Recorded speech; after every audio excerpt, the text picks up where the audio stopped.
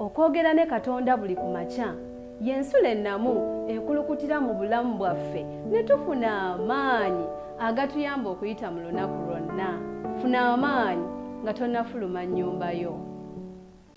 Omulungi ate era atulaba ku 3ABN TV Uganda, nzikiriza nti Mukama yakuwadde omukisa guno, si okukola kwa buntu okwerekereza otulo n'olaba puroguramu eno ensulo ey'enkya. Bali ku Avento Production namwe balamusaako mu linnya lya Mukama waffe Yesu Kristo. Mukama yeebale kubawa omukisa. Ewaawo nno ebintu si byangu, naye Mukama atubeera n'atuyisa mu mbeera zonna. Twalabye olunaku olw'ejjo okwebaza n'okusinzanga Mukama mu buli mbeera. Ye Pawulo agamba nti musanyukire mu Mukama waffe, nate mbagamba musanyukenga. Era n'atugamba nti mwebazenga mu buli mbeera. Kwegamba okwebaza n'okusinza Mukama, it is paramount.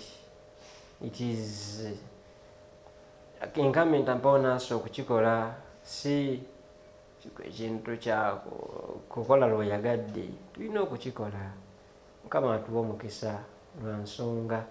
Nzikiriza nti Mukama akubedde era akuwadde omukisa guno tusobole okubanga naawe obaako kyokola ku bigambo bino ebiyigiddwa.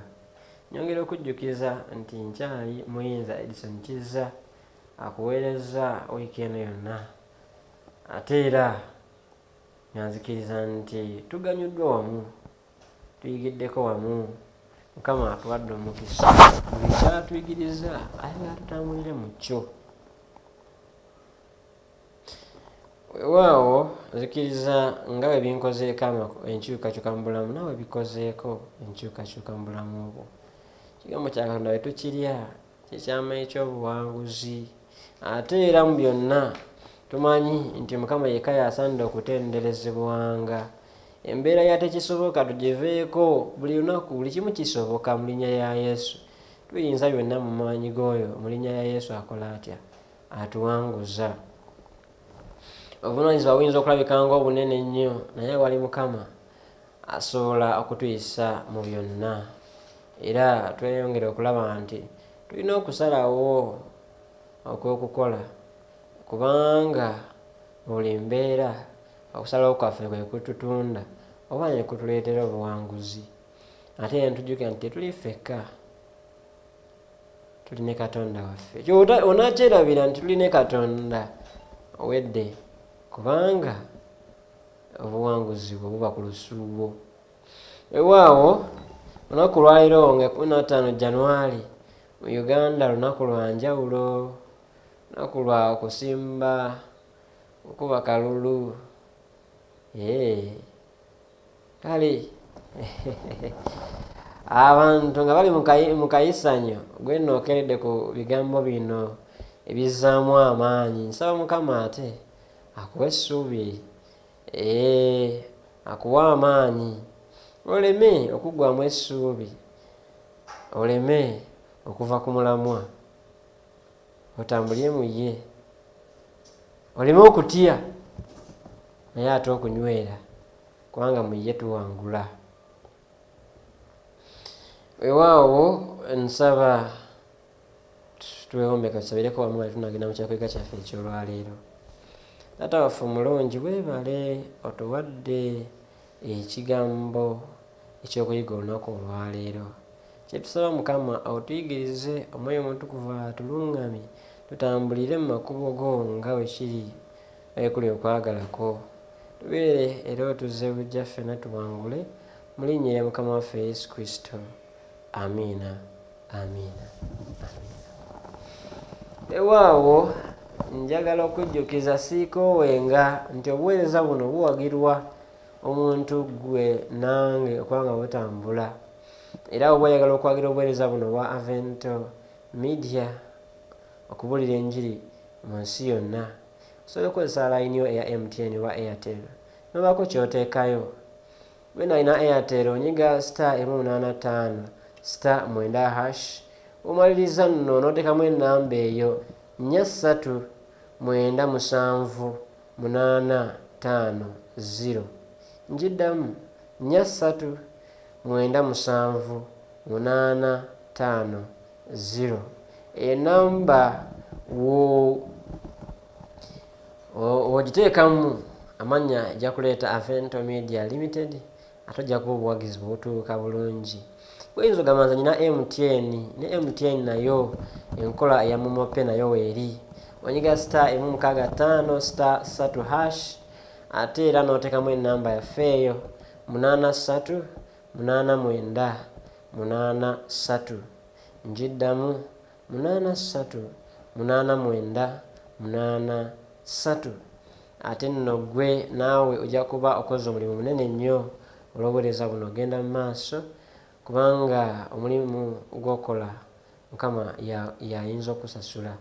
Amannya gonna ge gamu Avento Media Ltd.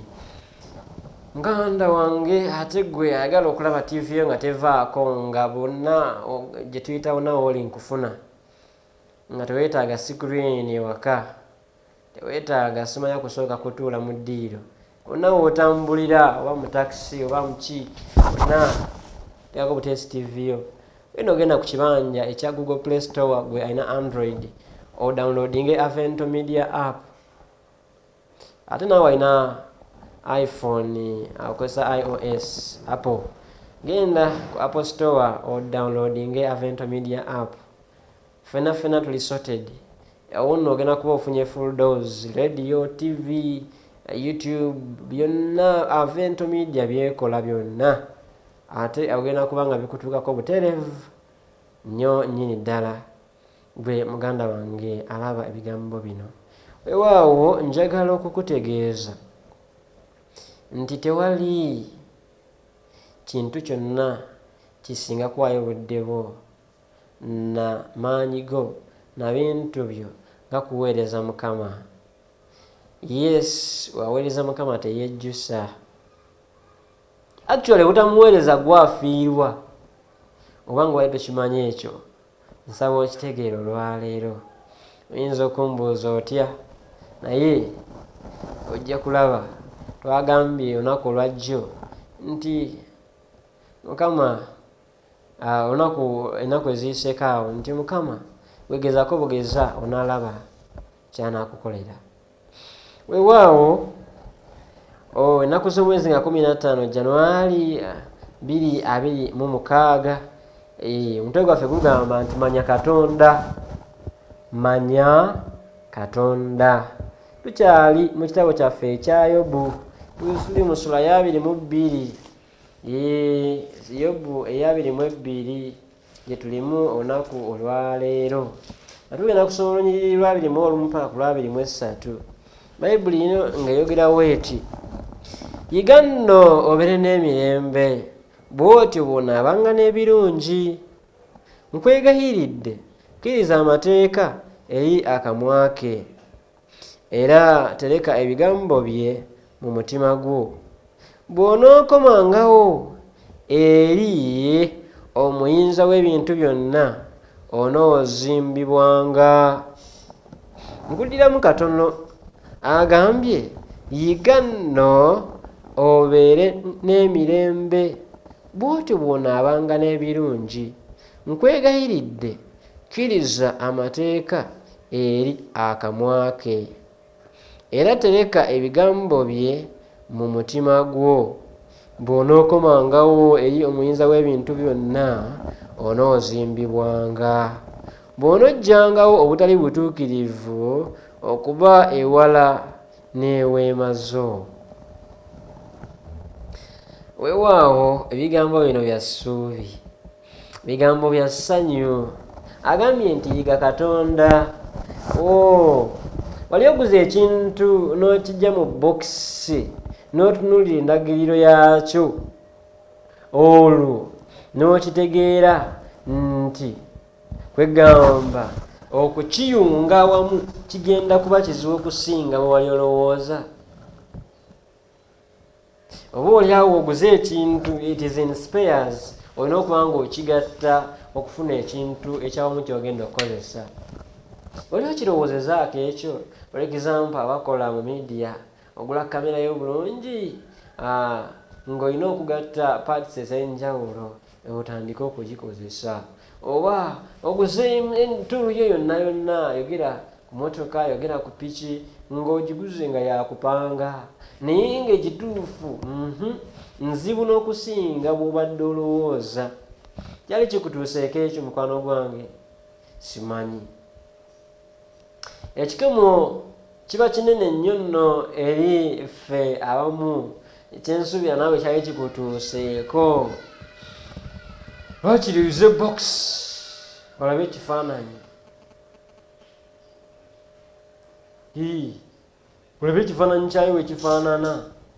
Olwo nno ogezeeko okukigatta awamu awatali na kukozesa ndagiriro. Abamu batwe bakola by the way.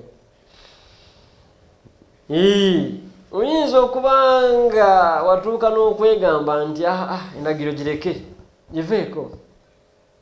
Mazima nno kino nsobola okukikola awataliyo.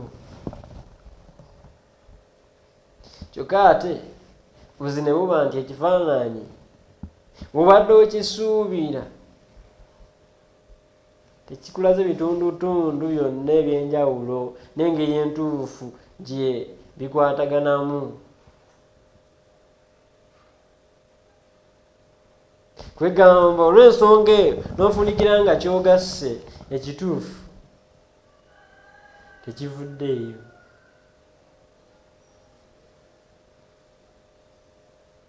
Kirowoozeeko, kiyinza n'okuba kyakutuukako, kiyinza n'okuba kyakakutuukako oba nga wayiseewo akabanga nga wagezaako obutagoberera ndagiriro n'ogezaako okupangapanga ogenda okulaba by'opanze tebijja ng'obadde otunula ku kifaananyi wali ng'oyagala okole nga bwe kiri ku kifaananyi naye ng'ekifaananyi tekiriimu details. Jjukira mu kifaananyi temuba details, eky'omunda tojja kiraba nga bwe bakiyingizaamu, tojja kulaba ngeri gye baasibye, ojja kulaba bulabi the whole thing nga kiwedde. For example, ekuba kupanga motoka, ojja kulaba emotoka, ekifaananyi ky'emmotoka nga bw'erina okuba. Kati gw'opangepange ebitakwatagana kubanga kifaananyi tekiri detailed. Kino kizibu ky'amaanyi kitutukako. Nno mukwano gwange njagala otegeera olunaku olwaleero nti n'obulamu bwebutyo bwe bubeera. Ebiseera ebisinga tetubeera na kifaananyi kigazi eky'obulamu. Kituufu tubeera na kirowoozo bulowoozo ekya biki bye tuyinza okubeera, buli kitundu kikwalaganawo ne kinnaakyo. Kwegamba ekirowoozo ky'ekifaananyi kye tubeera na kifaananyi kigazi original print. So mukwano gwange ekyo ne kiviiramu okubanga obulamu tetubutegeera.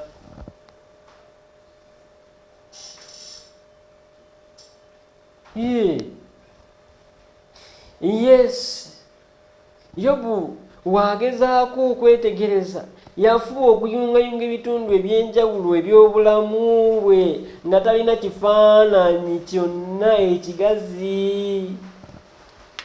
Mukwano gwe n'alyoka amujjukiza nti emirembe tegisibuka mu kugezaako kugattagatta bitundu byonna eby'obulamu, wabula emirembe gisibuka mu kuyiga okwesiga oyo amanyi ekifaananyi ekigazi era asobola okugattagatta buli kitundu mu kifo kyakyo. Awo wokka we wasibuka emirembe. Ekyo nno ekyamawo okizuula mukwano.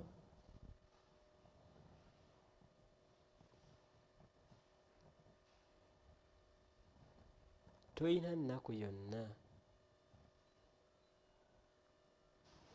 n'okwandibadde ng'okusoomoozebwa gujja kufunamu omukisa. Mukwano gwange oluusi nno twetaaga omujjukiza. Nga Yobu yafuna mukwano gwe n'amujjukiza n'amugamba alo oli mu kunoonyeza emirembe we gitali, oli mu kunoonyeza omulamu mu bafu nga bwe bagamba Mariyamu ng'anoonya Yesu. Emirembe oginoonyeza mu kifo ekikyamu.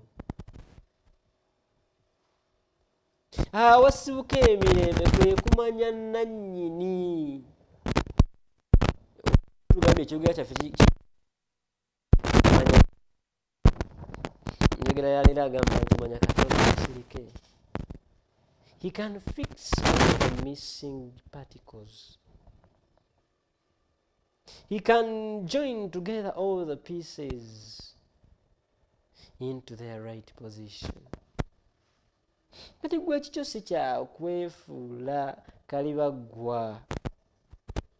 Ekyo si kya kwefuula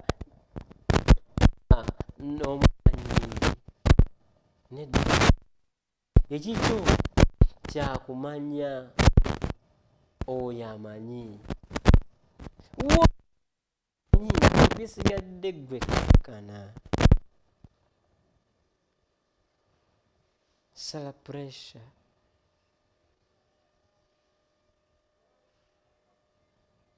Sala pressure. Muleke abikwasaganye. Kubanga ye abitegeera abimanyi. Kaakati twetaaga okutujjukiza bulijjo ne bulijjo kyobula Mukama aleeta ekyokuyiga ekipya ekituzuukusa obwongo okuyiga okumwesiga. Tuli mu kuyiga okubeera mu kitangaala.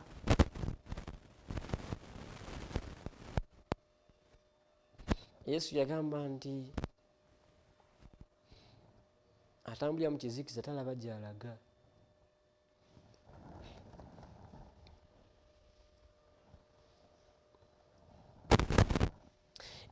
Ensonga enkulu yiino tuteekwa okuwandiika ekigambo kye mu mitima gyaffe. Tulina okukyetwalira. Mukwano gwange ali eyo, tulina okukyesiga. Njagala nkutegeeze nti tulina okukikolerako.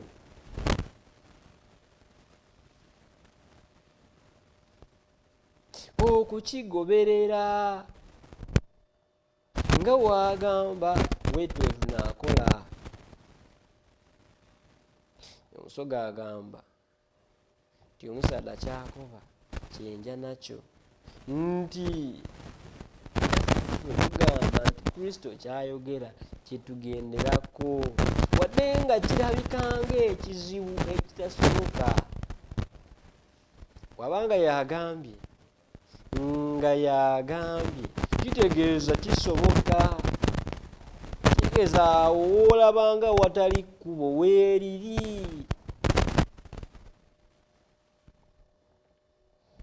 Essuubi weeriri. Wala omuyimbi yayimba n'agamba nti waliwo essuubi bantu. Njagala okutegeeza omukwana ali eyo mu kukola bwe tutyo, mu kutambulira mu kigambo kya Katonda, mu kukyetwalira, mu kukikkiriza, mu kukikolerako, mu kukyesiga, olwo tetukoma mu kuyigiriza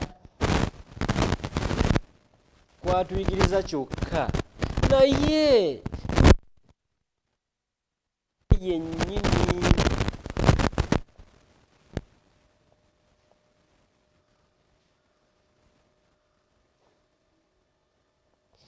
tusukka okutegeera ebigambo bya Katonda naye ne tutegeera Katonda yennyini mu kukola bwe tutyo nga bwe tulabye, mu kutambulira mu kuteesa kwe, mu kutambulira mu kigambo kye, mu kwesiga ekigambo kye, mu kukikolerako, mu kukitereka mu mitima gyaffe. Tetutegeera butegeezi kigambo kino kyatuwadde, naye tutegeera Katonda waffe atuwa ebigambo bino. Kigambo nga kya ssanyu Katonda, ebisigadde osirike.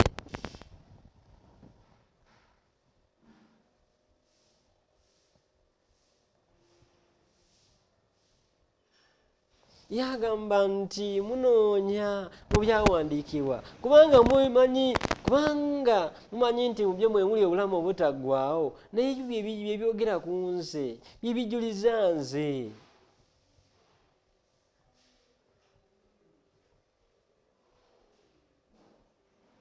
Tutegeera Katonda ntuyingira okumumanya.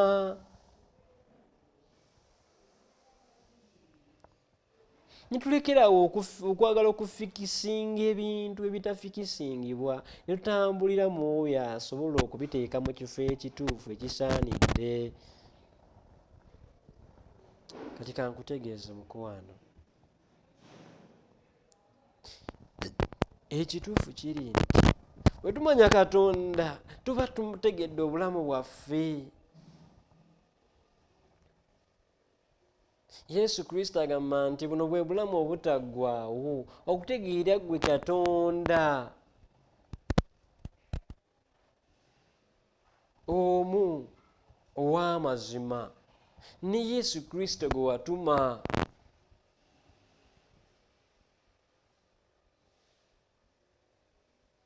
Awo we wali obulamu, ffe tunoonya obulamu gye butali, n'obulamu buli mu kutegeera Katonda. Nsaba Mukama akuwa omukisa akusaasire osobole okutegeera ensonga eno, nange ansaasire nsobole okugitegeera, tutegeere Katonda, tumumanye oyo ensibuko y'obulamu alujja kuba tutegedde obulamu bwaffe. Awatali ekyo tugenda kusigala nga tufikisinga, tupalapalanya. Okubera kwe kusaba ku ng'ogamba olwaleero nti nange Kitange nsaba okukumanya, nsaba onnyambe nkuwe obulamu bwange olwaleero. Ate era Mukama nsaba onnyambe nzikirize era ntegeere nti olina enteekateeka eri obulamu bwange. Muganda wange ng'obanga oli eyo ng'osaba, kwogamba nti Katonda yangi g'okukwesiga. Era ng'ogamba nti njagala onnyambe neesige ggwe alina ekifaananyi ekigazi eky'obulamu bwange, okusukkuluma ku ekyo nze kye nnyinza okulaba n'ebitundu okubanga kwe kusabako. Saba bombeke tusabireko wamu. Katusabe. Kitaffe omulungi, weebale, otubedde, otusaasidde, otuyigiriza, otusembezza kumpi naawe, olwo n'olyoka otubikulira ebigambo ebikulu bwe biti. Tuyambe Taata tuleme okuuma mu kubirowoozaako obulowooza, naye Mukama tubitwalire ddala mu bulamu bwaffe, tulyoke tukyusibwe tukukkirize era tutambule naawe emirembe n'emirembe. Weebale Taata, kyebasaba obukuumi bwo n'ekisa kyo bibe wamu naffe nga wasuubiza, kwe kusaba kwaffe mu linnya lya Mukama waffe Yesu Kristo. Amiina. Amiina. Era akunkuumire. Weeraba. Okwogera ne Katonda buli ku makya y'ensula ennamu ekulukutira mu bulamu bwaffe ne tufuna amaanyi agatuyamba okuyita mu lunaku lwonna. Funa amaanyi nga tonnafuluma nnyumba yo.